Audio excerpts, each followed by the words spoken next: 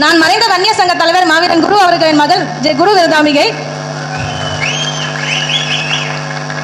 இங்கே பாலக்கோடு தொகுதியிலே நமது வெற்றி வேட்பாளர் அண்ணன் டிஎன்வி செந்தில்குமார் அவர்களுக்கு வாக்கு சேகரிக்கிறதுக்காக நாங்கள் வந்திருக்கோம். அக்கா விருதாம்பிகை அவர்களுடைய இந்த தொடக்க உரையை கேட்டிருப்பீங்கன்னு நினைக்கிறேன். தமிழகத்தில் ஒரு நபர் இருக்கிறார், அதுவும் தருமபுரி மாவட்டத்தில் இருக்கிறார். அந்த நபர் தன்னை சாதியாலும் மதத்தாலும் அடையாளம் அற்றவர் என்று மக்கள் மத்தியிலே காட்டிக்கொண்டு அதிலே ஊறி போன ஒருவராக இருக்கிறார். அவர் யார் தெரியுமா? மேலே பார்க்கக்கூடிய எக்பப்ஸ் தான்.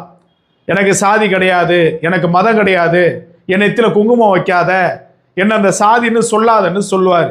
ஆனால் மறைமுகமாக மக்கள்கிட்ட போயிட்டு நான் இன்னார் பேரன் இன்னார் கவுண்டர் பேசுகிறேன், இன்னாரு நான் வன்னியர்னு சொல்லுவார்.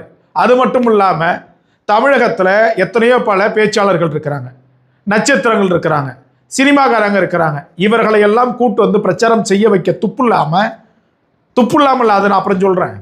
இவர்களெல்லாம் பிரச்சாரத்துக்கு கூட்டு வராமல் இங்கே காடு வெட்டிக்கு பக்கத்தில் இருக்கக்கூடிய ஊர்லேருந்து மாவீரன் அவர்களுடைய புதல்வியை கொண்டு போயிட்டு தருமபுரியில் பிரச்சாரம் பண்ண வைக்க வேண்டிய அவசியம் என்ன? சாதி. அதுவும் எப்படி? தான் செய்த சாதனைகளையும் கொள்கைகளையும் சொல்லி அல்ல, பிறரை இழித்து பழித்து பேசக்கூடிய பிரச்சாரம். ஏன் திரு விருதாம்பிகை அவர்கள் அங்கே வந்து பிரச்சாரம் பண்ணணும்?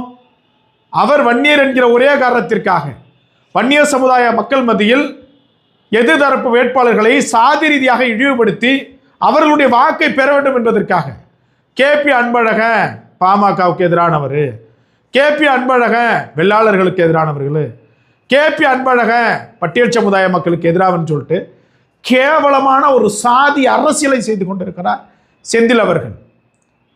கேவலமான அரசியலை செஞ்சுட்டு இருக்கிறார் அவர்.